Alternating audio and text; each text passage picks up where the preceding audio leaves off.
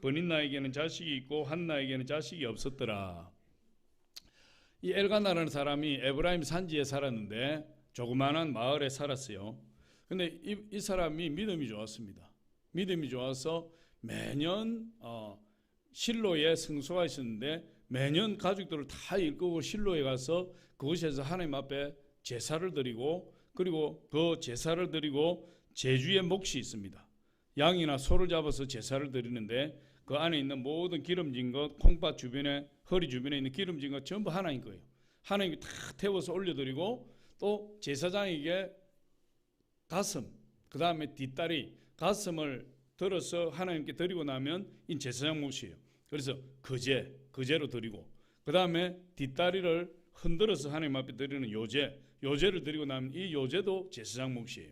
그래서 든 가슴과 흔든 뒷다리를 제사장 몫으로 드리고, 내장에 있는 모든 기름들은 다 태워서 하나님께 화제로 드리고, 나머지는 제사를 드리는 자, 제주가 나머지를 먹는 겁니다. 그게 하목제물이에요. 감사제물. 그래서 이 매년 1년에 한 번씩 실로 성소에 올라가서 소나 양을 잡아서 하나님께 감사 예분을 드리고, 이 엘가나 가족이 다 예물을 이제 자기들의 몫을 가지고 그 성소에서 그 음식을 나누는 겁니다. 음식을 나누는데 보니까 이 엘가나에게 아내가 둘이었다. 그럼 아내가 둘이 있으면 집안이 시끄럽습니다. 여자가 둘이 있으면. 아내가 둘이 있는데 이 큰 형님이 한나고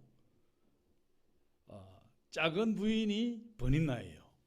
근데 한나가 자식이 없어요. 자식이 없어서 굉장히 힘들어하는데, 이 자식이 없으니까 이 엘가나가 둘째 부인을 맞이했는데 그 부인의 이름이 버닌나예요. 근데 이스라엘 백성들은 자식이 없으면 하나님의 저주다, 하나님의 심판이다 이렇게 받아들였어요.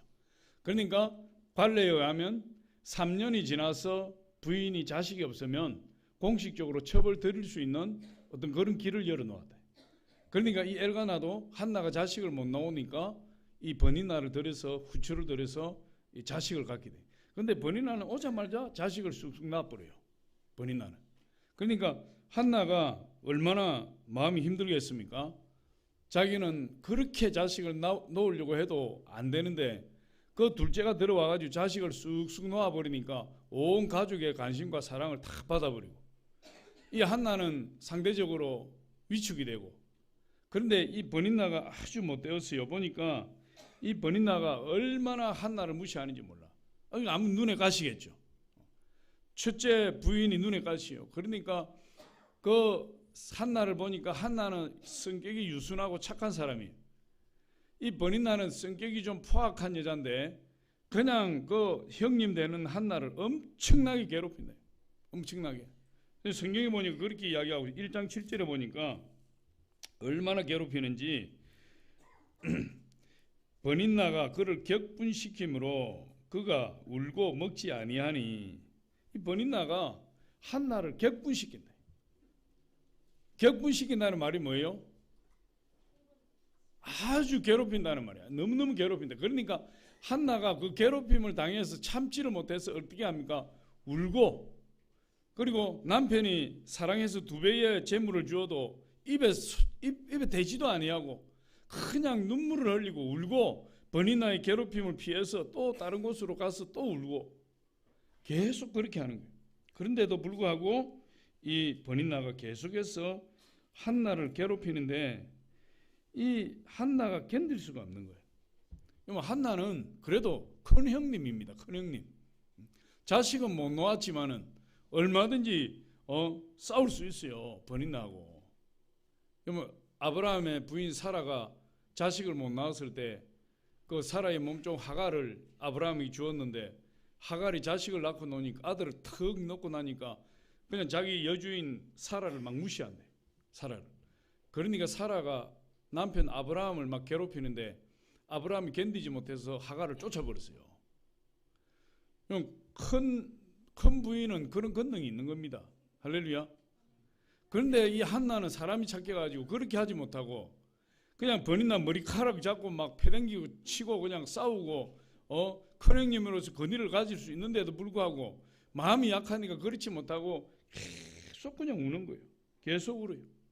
그러니까 남편이 와가지고 엘간나가 와가지고 한나를 위로해요. 당신 아들이 없으면 어때? 자식이 없으면 어때? 내가 당신을 사랑하잖아. 응? 내가 이 먹을 걸 2배로 주잖아. 내가 당신 10아들보다 낫잖아. 그러니까 힘을 내요. 그렇게 위로를 하는데 여러분 그게 위로가 되겠습니까? 전혀 위로가 안 되는 거죠. 버닌나는 자식을 낳아서 그렇게 유세를 떠는데 점점 버닌나가 한나를 더 괴롭힌다. 더 격동시킨다. 1장 6절에도 보니까 더 심히 격분하게 하여 괴롭게 하더라. 한나는 맨날 울어요. 매일같이 울고 보니까 자식 없는 서름이 그렇게 커요. 특히 구약시 지금은 뭐 부부가 서로 합의해서 자식을 안 갖는 부부도 많이 있다. 지금 애들 키우기 힘드니까 그냥 뭐 자식 없이 우리 인생을 즐기다가 홀로 갑시다 이런 사람들도 있어요. 사실은. 그런데 사실은 그렇지 않죠. 자식이 없다는 것은 여자로서 큰 수치요 부끄러움이요 고통이요 괴로움이요. 더군다나 한나 같은 경우에 뭐 그때 당시에 이스라엘은 하나님의 저주를 받아 심판을 받았다 이 정도니까 그 고통과 괴로움을 이루 말할 수 없어요. 그래서 이 한나가 이 버닌나의 괴롭힘과 그리고 자기의 부끄러움과 수치를 어디로 가지고 가느냐? 하나님께 가져가서 기도하게 되더라. 하나님께.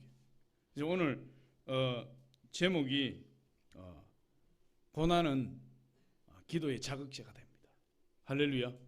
어떤 사람은 수치와 부끄러움과 고난과 고통을 당할 때 그 기도의 자극을 받는 것이 아니라 싸움의 자극을 받는 사람이 있어요. 그냥 막 인생 뭐 별거 있냐 자포자기하고 머리 끄댕이 잡고 네 죽고 내 살자 이런 식으로 막 싸우고 뒹굴고 그렇게 하는 사람이 있는데 그건 잘못된 거예요. 성경을 보니까 하나님 우리에게 고난을 주시는 것은 우리를 자극한다. 무엇을 하도록? 기도하도록. 할렐루야. 그래서 한나가 기도하기 시작하는 거예요. 오늘 1장 10절에 보니까 우리 1장 10절 같이 한번 보겠습니다. 같이 한번 읽어봅니다. 시작. 한나가 마음이 괴로워서 여호와께 기도하고 통곡하며 마음이 괴로우니까 인생을 포기하는 것이 아니라 마음이 괴로우니까 버닌나 머리카락을 잡고 싸우는 것이 아니라 마음이 괴로우니까 어떻게 한다 그랬어요? 하나님께 나가서 기도하고 통곡했다. 그래서 오늘 우리 한나의 기도를 알아볼 때 첫 번째로 한나는 부끄러움과 수치를 기도의 자극제로 삼았다. 오늘 제목처럼 부끄러움과 수치, 고난과 고통이 올 때 그것을 기도의 자극제로 삼는 사람이 지혜로운 사람이에요. 한나는 버닌나와 대적하여 싸우지 않았다.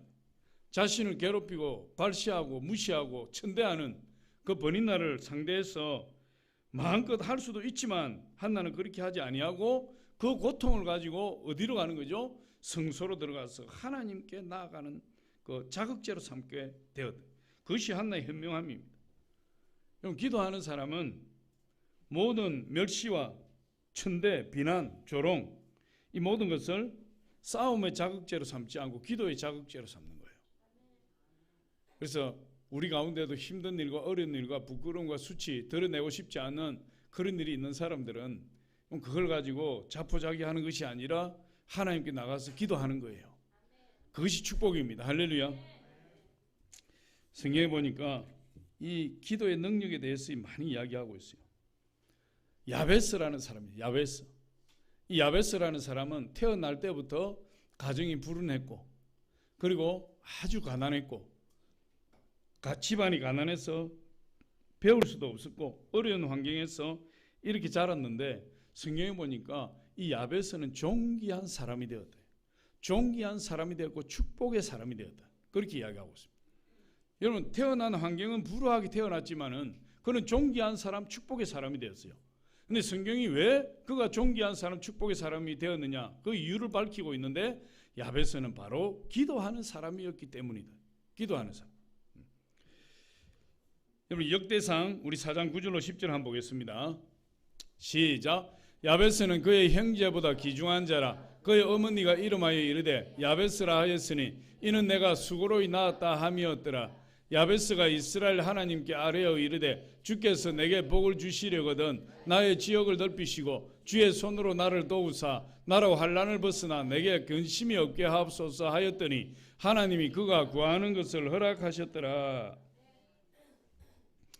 야베스는 자기의 고통과 어려움을 가지고 하나님 앞에 나가서 간절히 기도했다 그랬어요. 하나님 앞에 나가서 간절히 기도했더니 하나님께서 야베스가 구하는 것을 허락하셨더라. 그러면 야베스는 자기의 태어난 환경과 그의 모든 어려운 여건들을 하나님 앞에 가지고 나가서 기도했더니 하나님께서 야베스의 운명을 바꿔주셨다. 기도하면 운명이 바뀌는 거예요. 할렐루야. 성경은 환난 중에 참고 기도해라 그렇게 이야기하고 있어요. 나에게 환난이 오면 어떻게 하라는 거죠? 나에게 고난이 오고 환난이 오면 기도해라. 여러분 우리 로마서 12장 12절 한 보겠습니다. 시작. 소망 중에 즐거워하며 환난 중에 참으며 기도에 항상 힘쓰며. 환난이 오면 고난이 오면 인생을 포기하는 것이 아니라 자기 성격대로 그냥 막 사는 것이 아니라 환난 중에 인내하고 하나님께 기도해라. 할렐루야. 그런 사람을 하나님 쓰시는 거예요. 야베스는 그런 사람이었어요. 전혀 복받을 환경이 아니었지만 살아갈 수 없는 그런 환경 가운데 태어났지만 야베스는 그 환경에서 하나님 앞에 나가서 기도했더니 하나님께서 그의 기도를 들으시고 그를 존귀한 자, 축복된 자로 만들어 주셨다. 기도는 능력이에요. 할렐루야. 하나님의 역사하시는 통로가 기도입니다. 미국 펜실베니아주를 상징하는 새는 갈매기라고 해요. 갈매기 이렇게 막 날아가는 갈매기. 왜 갈매기냐? 청교도들이 미국에 와서 살다가 펜실베니아로 이주하게 되었는데 그 펜실베니아에서 농사를 지었어요. 농사를 지었는데 가을이 되니까 황금 들녘이 막 무르익어서 그냥 추수만 하면 이제 정말 하나님 큰 축복의 역사가 일어나는 거예요. 그런데 어느 날 이제 추수를 앞두고 얼마 지나지 않아서 갑자기 메뚜기 떼가 날아와서 그 곡식을 다 깔아먹는 거예요. 우리도 어릴 때 메뚜기 잡아서 볶아 먹고 구워 먹고 했지만 이 메뚜기가 우리나라는 수백 마리 벼 가운데 몇 마리 튀어다니는 그런 메뚜기지만은 저 아프리카나 미국이나 저 유럽 같은데 메뚜기 떼가 한번 출몰하면 태양이 가려지는 거예요. 해가 보이잖아요. 새카맣게 날아와서 수천만 마리가 날아와서 곡식을 뜯어먹으면 뿌리까지 다 뜯어버려요. 성경에는 메뚜기 재앙을 하나님이 심판으로 봐요. 그런데 이 청교도들이 추수를 하기 직전에 메뚜기가 새카맣게 날아와서 막 곡식을 다 끌고 먹어요. 그러니까 꽹가리를 가지고 나가고 몽둥이를 가지고 나가고 아무리 메뚜기를 쫓아도 여러분 역부족이에요. 도저히 쫓을 수가 없대요. 그 들판에 다 나가서 쫓고 있는데 귀에서 막 종소리가 급하게 울리기 시작. 막 땡그랑 땡그랑 울리는데 주일도 아닌데 왜 귀에서 종소리가 울리는 거야? 들판에서 메뚜기 쫓던 사람들이 전부 교회를 들어갔는데 종을 치던 사람이 교회 들어오는 사람 한 사람 한 사람을 붙들고 이렇게 외치는 겁니다. 여러분 하나님께 기도해야 됩니다. 하나님께 기도해서 하나님의 도우심을 간구합시다. 어서 기도하세요. 어서 기도하세요. 막 들어오는 사람 문 쪽에 들어오는 사람 보고 빨리 앉아서 하나님께 기도하라고. 하나님의 도우심을 구해야 이 메뚜기가 물러가지. 그렇지 않으면 메뚜기 때문에 우리 모든 곡식이 다 절단나게 생깁니다. 어서 빨리 기도하세요. 빨리 기도하세요. 오는 사람들마다 다 성전에 앉아서 하나님 앞에 기도하기 시작해요. 한참을 기도하는데 갑자기 밖에서 막 후두둑 소리가 들려요. 후두둑 소리가 들리는데 보니까 어디에서 날아왔는지 모르는데 이 갈매기 떼가 수없이 많은 갈매기 떼가 날아와서 메뚜기를 다 잡아먹어버려요. 그 어디에서 왔는지 알 수 없지만 이 갈매기 떼가 다 날아들어서 메뚜기를 다 잡아먹어버리고 얼마나 배가 불렀던지 갈매기들 날아가면서 전부 똥을 싸가지고 전부 똥을 쌌는데 막 그 해에 소출도 잘했지만 그 다음에 갈매기 똥이 비료가 되어서 땅이 비옥하게 되어서 그 다음에 농사가 더 잘 되어버렸다.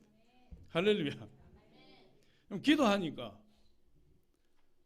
하나님이 어디에서 예배하시는지 모르지만 갈매기 떼를 보내주셔서 그 메뚜기를 다 잡아먹어버리고, 그래서 펜실베니아 주의 이 펜실베니아주를 상징하는 새가 이 바로 갈매기예요.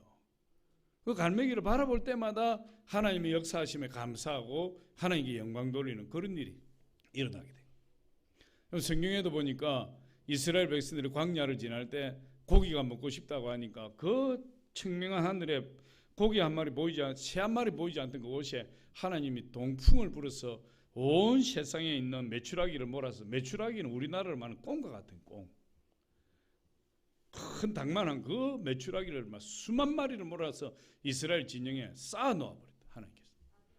그럼 기도하면 하나님 놀라운 역사가 일어나는 거예요. 이 한나가 그 고통과 그 시달림과 부끄러움과 수치 가운데 여러분 하나님 앞에 나갔다 그랬어요. 하나님 앞에 나가서 그 문제를 내려놓고 기도하는데, 이제 엘가나가 하루 일과가 끝나고 다 집으로 짐을 정리하고 해서 집으로 가려고 하는데도 한나는 일어나지 않고 기도하고 있어요. 사무엘상 1장 9절에 우리 같이 한번 읽어보겠습니다. 시작. 그들이 실로에서 먹고 마신 후에 한나가 일어나니 그때의 제사장 엘리는 여호와의 전 문설주 곁 의자에 앉아 있었더라. 그들이 실로에서 먹고 마신 후에 한나가 일어나니, 먹고 마신 것이 끝나면 가는 겁니다. 그런데 한나는 그때 하나님 앞에 기도하러 가는 거예요. 한나의 예배는 끝나지 않은 것이죠. 한나의 수치와 부끄러움은 여전히 한나가 짊어지고 있다. 그러니까 한나는 그 고난과 어려움을 가지고 사람을 찾아가지 아니하고 인생을 포기하지 아니하고 하나님께 나가는 자극제가 되어서, 기도의 자극제가 되어서 하나님 앞에 나가서 기도하기 시작했다. 두 번째로 보니까 한나는 어떤 기도를 드렸는지를 보여주는데 통곡의 기도를 드렸다. 통곡이, 눈물의 기도. 여러분, 이 하나님의 보좌를 움직이는 기도는 눈물의 기도예요. 눈물의 기도, 통곡의 기도, 민족의 운명을 바꾸는 기도, 한 개인의 인생을 바꾸는 기도, 그건 간절하게 올려드리는 눈물의 기도, 하나님 뜻을 바꾸는 기도, 눈물의 기도예요. 성경에 보면 히스기야 왕이 나오는데, 히스기야 왕이 죽을 병에 걸렸어요. 이사야 선지자, 궁중 선지자였는데 그때 당시 이사야 선지자가 히스기야 왕에게 와서 가슴에 대못을 박아버려요. 당신은 죽고 살지 못합니다. 이제 정리하십시오. 그러고 떠나버렸어요. 얼마나 히스기야 왕이, 그때 당시에 아직 아들이 없어요. 히스기야 왕의 아들이 므낫세가 나중에 히스기야를 이어서 왕이 되는데 그때까지만 해도 므낫세가 태어나질 않았어요. 그런데 자식 없이 죽는 겁니다. 자식 없이. 그러니까 히스기야 왕이 이사야 선지자의 말을 듣고 벽을 향해서 돌아앉아서 하나님 앞에 기도하는데, 어떻게 기도하느냐? 눈물을 흘리며 통곡하는 기도를 드렸대요. 하나님 앞에. 왕이 여러분 울어요. 왕이. 여러분 그 방문만 열면은 신하들이 자정해 있고, 부르기만 하면 신하들이 뛰쳐들어올 그런 판국인데 주변에 신하들이 가득하고 있는데도 불구하고 왕이 통곡하면서 울었다니까. 여러분 하나님 앞에 나가는데 부끄러움이 없어야 돼요. 어떤 분들은 옆에 사람이 들을까 봐 기도를 못해. 내 기도 들으면 어떻게 하지? 들어도 괜찮아요. 할렐루야. 그래서 우리는 기도 찬양 소리를 크게 트는 거예요. 어떤 분은 찬양 소리가 커서 기도가 방해됩니다. 이런 분들도 있는데 그럴 수도 있어요. 그러나 옆에 있는 사람 내 기도를 듣는다고 신경 쓰면서 기도 못하지 말고 기도 찬양 소리 크게 틀어놓고 막 크게 부르짖어 기도해라. 여러분 성경의 기도는 전부 부르짖는 기도예요. 부르짖는 기도. 한나도 통곡하며 부르짖고, 히스기야 왕도 왕의 체면이 어디 있습니까? 지금 죽게 생겼는데 통곡하고 부르짖고. 여러분 열왕기하 20장 3절 우리 같이 한번 읽어봅니다. 시작. 여호와여 구하오니 내가 진실과 전심으로 주 앞에 행하며 주께서 보시기에 성하게 행한 것을 기억하옵소서 하고 히스기야가 심히 통곡하더라. 통곡했다. 왕이 통곡했어요. 얼마나 여러분 왕이 체면이 큽니까? 체면 때문에 울 수가 없어요. 우리나라 가정의 가장들은 체면 때문에 울지를 못해요. 속이 썩어 들어가도 가족들 앞에서 눈물 흘리지 않고 어릴 때 그렇게 배웠더니 사내 대장부가 평생에 눈물을 3번 흘린다. 평생에. 부모가 죽었을 때. 그 다음에 난 뭔지 생각도 안 나요. 나라가 망했을 때 또. 태어났을 때. 할렐루야. 아닌 것 같은데. 뭐 그렇다 치고. 이 유교적인 문화가 있어서 가장은 울면은 안 된다. 부엌에 들어가면 안 된다. 처갓집 가까이 살면 안 된다. 이상한. 왕이 체면이 어디 있습니까? 지금 하나님 앞에 나가는데. 여러분, 하나님 앞에 나가는데 체면이 없어요. 없어야 돼요. 히스기야 왕이 눈물로 하나님 앞에 기도드렸대.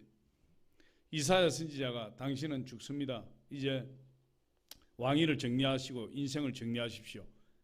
그리고 횡하니 가버렸는데 이 이사야 선지자가 왕궁을 벗어나기도 전에 하나님의 응답입니다.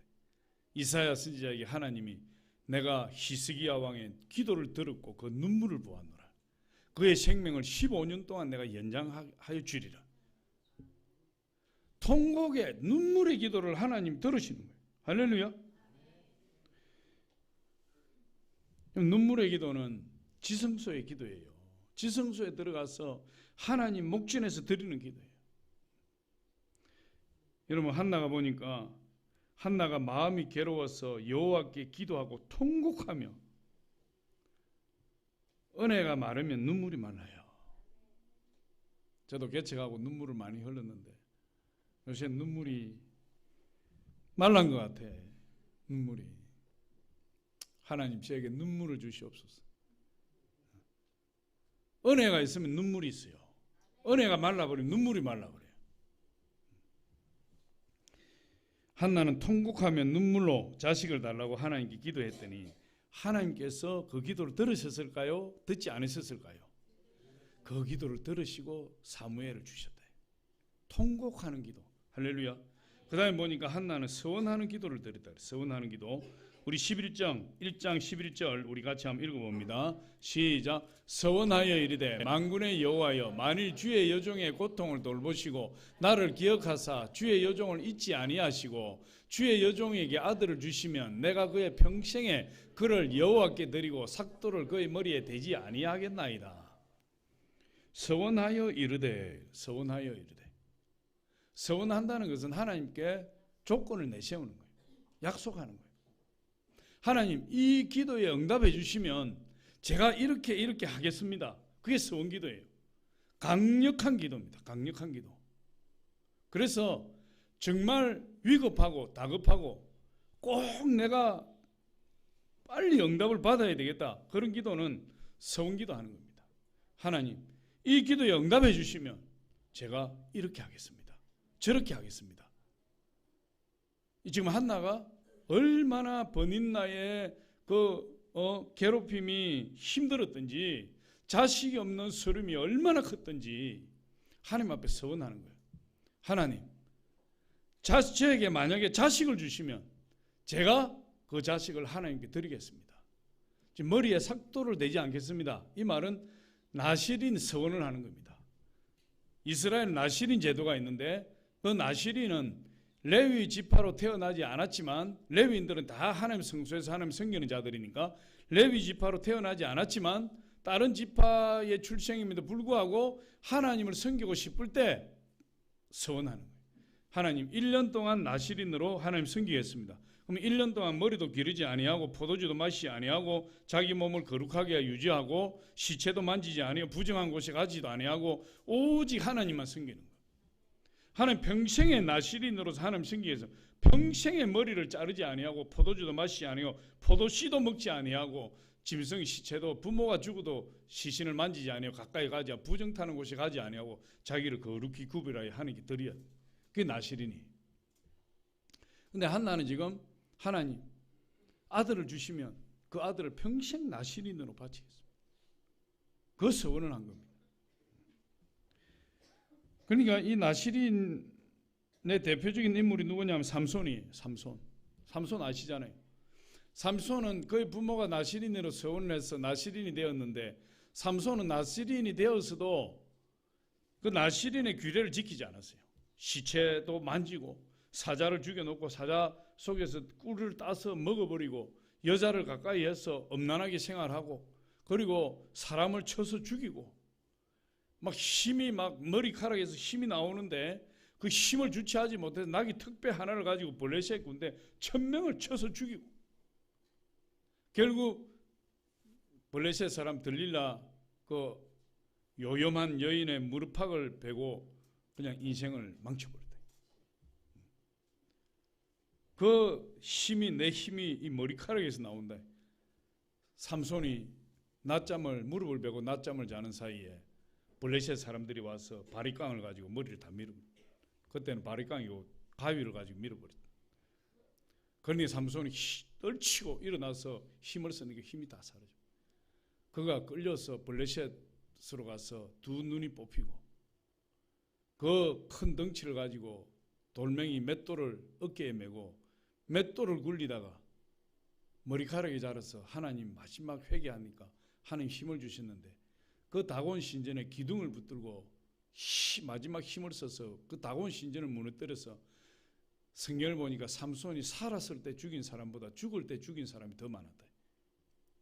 마지막에 회복이 됐지만 여러분 그 나시린으로서 나시린의 그 규례를 지키지 아니하고 하나님 앞에 드리기로 했던 사람이 그렇게 세상적으로 살아버리니까 인생이 비참하게 끝나버린 거예요. 인생이 마지막에 그래도 죽을 때 하나님이 회복시켜 주셔서 그나마 조금 만회를 하고 죽었지만은 그렇게 돼요. 이 한나가 하나님께 서원한 하나님 아들을 주시면 그 아들을 나시린으로 하나님께 드리겠습니다. 하나님이 아들 주셨어요. 젖을 먹이고 젖을 떼고 젖을 떼는데 한 2-3년 걸리지 않습니까? 젖을 먹이고 젖을 띨 때 그 아들을 데리고 음식을 마련해서 실로 성소에 와서 그 어린 아이 정말 그 간절히 기도해서 하나님이 선물로 주신 그 아들 눈에 넣어도 아프지 않은 그 아들을 그 예쁘고 기염 부리고 그 아들을 젖을 떼자마자 실로 성소에 데리고 와서 엘리 제사장에 맡기고 떠나버렸어요. 그 서원을 갚았던 거죠. 그런데 그 사무엘이 어떤 사람이 되었느냐? 이스라엘을 이끌어가는 위대한 선지자가 되었고 사사가 되었어요. 하나님께 쓰임받는 위대한 인물이 사무엘이에요. 사무엘이 사울 왕을 세우고 다윗 왕을 세우고 사무엘이 사울 왕을 피하고 다윗 왕을 도와서 이 이스라엘이 영원한 하나님의 왕국으로 세워지는데 그 토대를 세운 사람이 사무엘이에요. 이 한나가 서원에서 낳은 그 아들이. 그러니까 한나는 자신이 이 힘들고 어려울 때 하나님 앞에 서원으로 기도했대. 서원으로. 그런데 한나의 기도를 보니까 이 한나가 하나님 앞에 서원으로 기도했는데 이 서원 기도는 지켜도 되고 안 지켜도 되는 것이 아니라 성경을 보니까 하나님 앞에 서원했으면 반드시 지켜야 된다. 반드시. 심지어 서원한 것을 더디 지켜도 죄가 된다. 서원한 것을 지키지 못할 것 같으면 아예 서원하지 말라 하는 그렇게 이야기해요. 신명기 23장 21절로 23절 우리 같이 한번 보겠습니다. 시작. 내 하나님 여호와께 서원하거든 갚기를 더디하지 말라. 내 하나님 여호와께서 반드시 그것을 내게 요구하시리니 더디면 그것이 내게 죄가 될 것이라. 내가 서원하지 아니하였으면 무죄하리라. 내 입으로 말한 것은 그대로 실행하도록 유의하라. 무릇 자원한 예물은 내 하나님 여호와께 내가 서원하여 입으로 언약한 대로 행할지니라.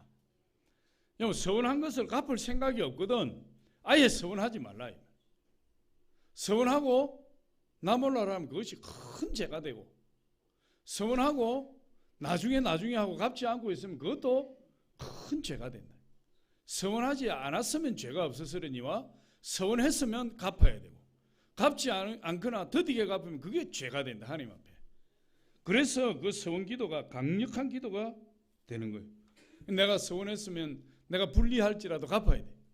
내가 다급하니까 막 서원 이것저것 했는데 응답받고 나니까 내 몰라라. 그럼 그건 하나님 반드시 요구하신다. 그것을 그렇게 이야기해요.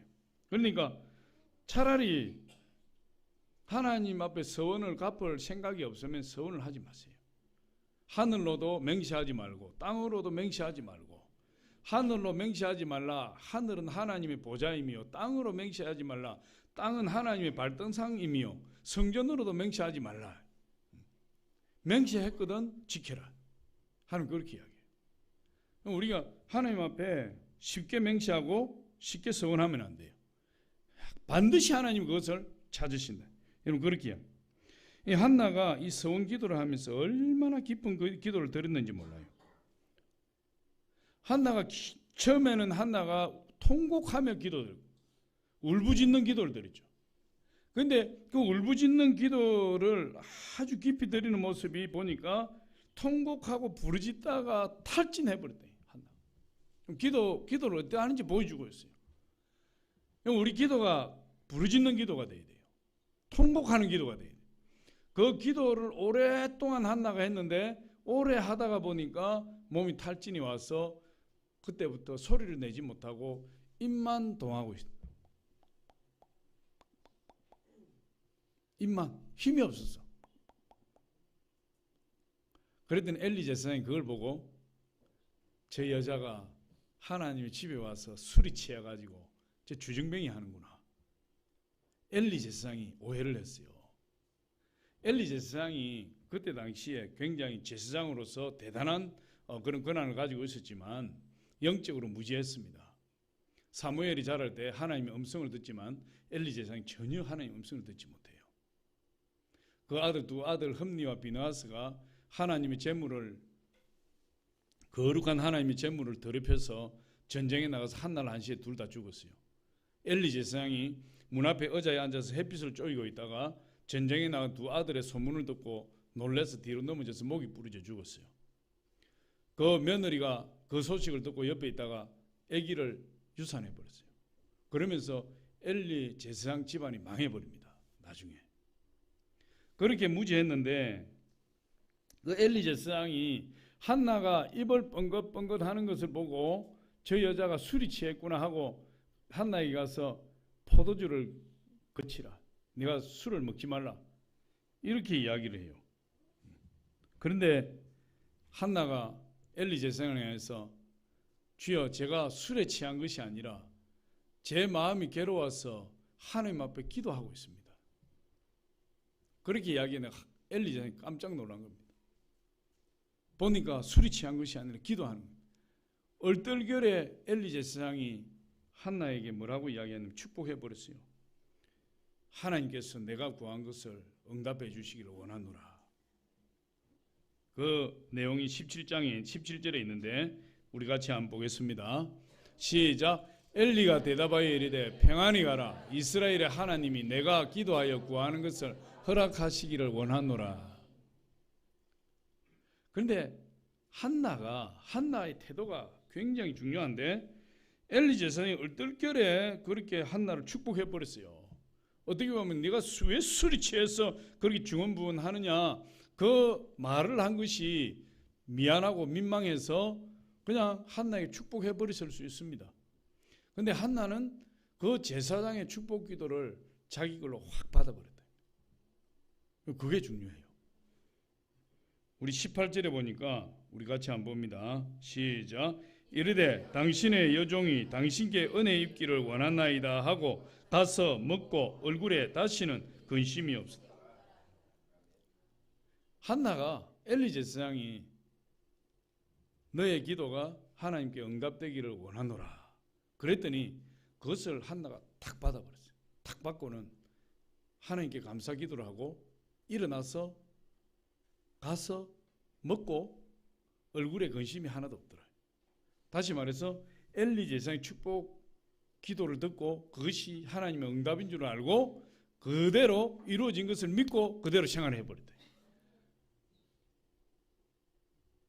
여러분 제사장 이스라엘에는 제사장 제도가 있는데 이 제사장의 축복권이 있어요. 축복권. 하나님이 제사장들에게 이렇게 이야기해요. 너희는 내 백성들을 이렇게 축복하라. 축복하면 네가 축복한 대로 내가 축복할 것이다. 그렇게 이야기를 했어요. 민수기 6장 23절로 27절 우리 같이 한번 읽어봅니다. 시작. 아론과 그의 아들들에게 말하여 이르기를 너희는 이스라엘 자손을 위하여 이렇게 축복하여 이르되 복을 주시며 너를 지키시기를 원하며 여호와는 그의 얼굴을 내게 비추사 은혜 베푸시기를 원하며 여호와는 그 얼굴을 내게로 향하여 드사 평강 주시기를 원하노라 할지니라 하라. 그들은 이같이 내 이름으로 이스라엘 자손에게 축복할지니 내가 그들에게 복을 주리라. 다시 말해서 이렇게 쭉 이스라엘 백성들에게 축복해라. 너희 제사장들은 그러면 너희가 축복하는 그 축복대로 내가 이스라엘 백성에게 복을 주겠다. 그렇게 이야기해요. 그러니까 엘리 제사장이 한나에게 내 기도대로 되기를 축복하노라. 그러니까 한나가 그 엘리 제사장에 툭 던지는 그 한마디를 제사장의 축복권이 있다는 걸 아니까 그거를 자기 걸로 확 받아버린 거예요. 그래서 바로 일어나서 떠나서 음식을 먹고 얼굴에 근심이 하나도 없이 1년 동안 기다렸더니 바로 애가 생기고 1년 후에 아들을 낳아버렸다. 그 제사장의 축복권이에요. 그러니까 한나가 이 제사장들이 기도하는 대로 축복하는 대로 이루어진다는 사실을 믿었던 거예요.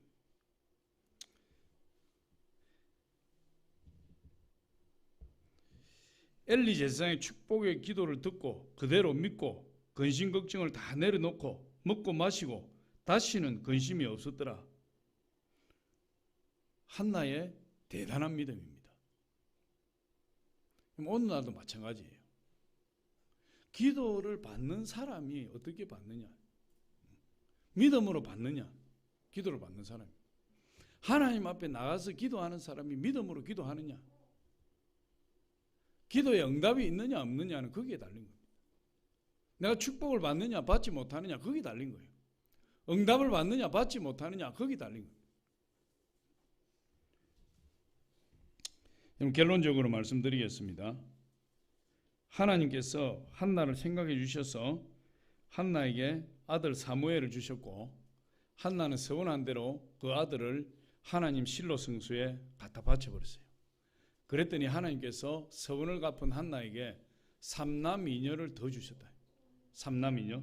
우리 2장 21절에 한번 잠깐 보면 2장 21절 보면 여호와께서 2장 21절에 여호와께서 한나를 돌보시사 그로 하여금 임신하여 세 아들과 두 딸을 낳게 하셨고 아이 사무엘은 여호와 앞에서 자라니라. 그래서 하나님께서 서원을 갚은 한나에게 세 아들과 두 딸을 더 주셨고 또 그 가정을 축복하셔서 그 가정이 아름다운 믿음의 가문으로 세워지는 놀라운 역사가 일어나게 되었습니다. 여러분 지금 저와 여러분 가운데서도 한나처럼 고통 가운데 있는 분들이 있을 수 있습니다. 남에게 말 못할 부끄러움과 수치가 있을 수가 있습니다. 그럼 그것을 그 수치와 한나가 그 수치와 부끄러움이 기도의 자극제가 되어서 하나님 앞에 나가서 무릎을 꿇고 부르짖고 통곡하며 기도한 것처럼 저와 여러분이 고난과 고통과 어려움이 있을 때에 그것이 기도의 자극제가 되었어. 할렐루야. 우리 주님 앞에 나가서 기도할 수 있는 저와 여러분이 되었으면 좋겠습니다. 그런 사람은 반드시 하나님 응답하시고 축복하신다는 것을 오늘 한나의 기도를 통해서 우리에게 보여주고 있는 것을 우리가 발견하게 되었습니다. 정말 힘들고 어려울 때 하나님 앞에 나오시기 바랍니다. 기도하시기 바랍니다. 반드시 주님께서 응답해 주실 줄 믿습니다. 기도하겠습니다. 아버지 하나님 감사합니다. 고난은 기도의 자극제가 될 줄